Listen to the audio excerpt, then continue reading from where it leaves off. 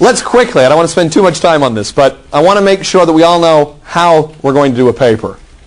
I used to just assume you knew how to do a paper, and then I got papers, and that killed the assumption.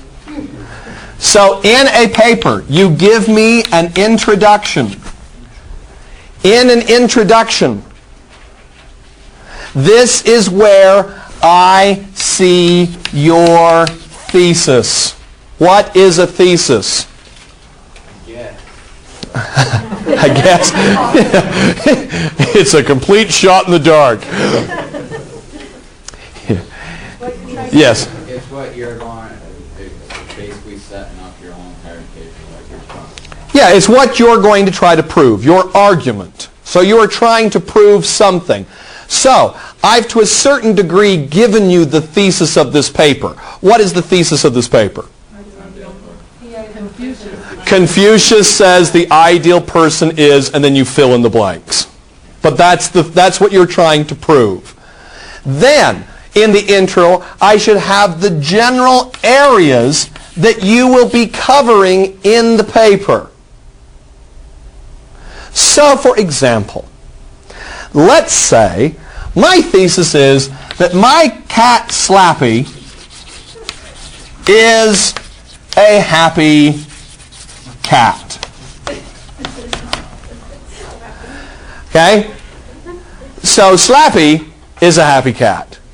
Okay? That's my thesis. So again, you're going to try to write this kind of literary. You shouldn't in the intro say, my thesis is, okay? It's just that once I'm done with the introduction, I should know what your thesis is. So you're going to work this in. You're not going to put bullet points. You're just going to write a full, lovely intro. But when I'm done with the intro, I should know that my paper is going to be about my cat Slappy and how Slappy is a happy cat. Okay.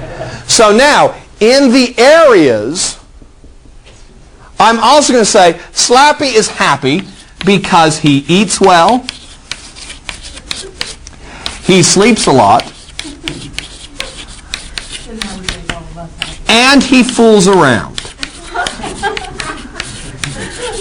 No spaying and neutering in my house. Okay? Now, again, I would put these into complete sentences and it would flow and all of that. But once I am done with the intro, I should know that this is the thesis and these are the general areas that I'm going to cover. Now, there may be 100 things that make Slappy happy. I just believe that these 3 are the most important. So if I'm doing the paper on Confucius, I might find 15 attributes that I think are virtuous. But this is only a 5-page paper. I know you may think it's long, but it's only 5 pages. So narrow it down. You don't have to discuss everything Confucius says. You want to narrow it down to those main areas. Slappy likes to play with yarn, but it's just not makes him as happy as these. So I'm focused.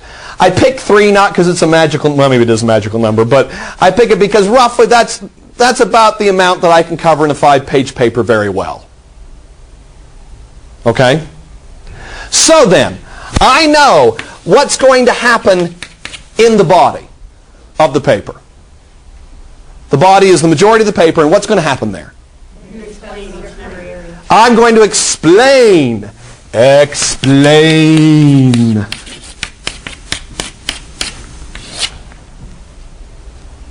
These areas. So I know the body of my paper is going to be about what? How he eats well, sleeps a lot, fools around. Right? Right. Okay. And to explain it, I am going to have to use examples. So, when I get here, I'm going to explain. I'm going to tell you that I go out every morning, milk the cow, get the freshest cream possible, bring it in, put it in a little goblet, ding, ding, ding, ding. Slappy comes and eats that.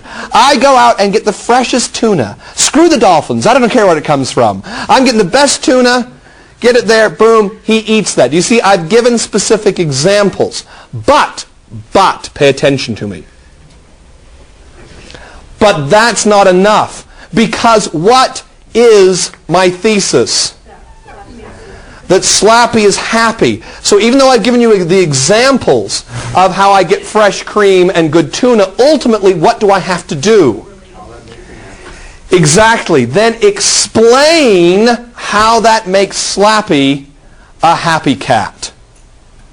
So do you see, what I'm trying to get at is, I don't want these papers to just be a string of quotes from Confucius. Well, look, I gave you examples. This isn't a typing exercise. I've read it. Now, that doesn't mean I don't want any examples. You do need examples from the text, but primarily what you need to be doing is then explaining how that example supports your point. Now, some may be obvious, you think. All I have to do is say he fools around a lot and you'll just automatically assume he's happy. No, you need to explain as well. And that's the same thing with, a lot of times in the quotes you think, well, this is so obvious, of course. This proves my point. But you need to explain how it does that. And we only get 5 pages. Yes. It's true. It's not that many pages. 5 pages is not a lot. And then you need to give a conclusion, which is more than just a restating of the facts.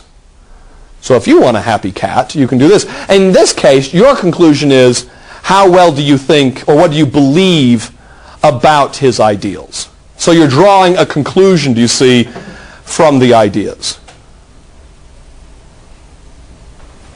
So can we not use first and second person pronouns, or can we do that in the conclusion since we're talking about what we're Generally, if you're going to use second person, don't use second person at all. You can use first person. Usually third person's best, but in the conclusion where you are giving your opinion, then you could switch to first person. But again, stay away from second person. Meaning, you can see from this. Well, if I can see from it, then I should be able to see from it, and you shouldn't have to tell me that I can see from it. So don't say, you can tell. And don't use, if you're going to use first person singular. Don't use it plural. We can see from this. Well, maybe we can't. You're assuming that I'm coming along with you. Don't. Now, I have this hilarious story. Hilarious. Kills at parties about Slappy. Funniest story you have ever heard in your life. People beg me when I go to parties, tell me the Slappy story, because it is, people will literally be on the ground, clutching their stomach, dying laughing. It is hilarious. But at the end of the story, Slappy ain't happy. So as wonderful and amazing and cool as this story is, do I want to put it in my paper? No. Now you laugh at this, but it's amazing how many times you read a book and you think, I have this flash of brilliance. This is an amazing insight. I am a genius. But guess what? It doesn't tie to your thesis. But you had this amazing idea. And so you want to prove to your professor that you've been brilliant and have this amazing insight. But it doesn't help prove your thesis. So should you put it in the paper as insightful and genius as you were? No. No. I know that's hard because you just had this brilliant idea.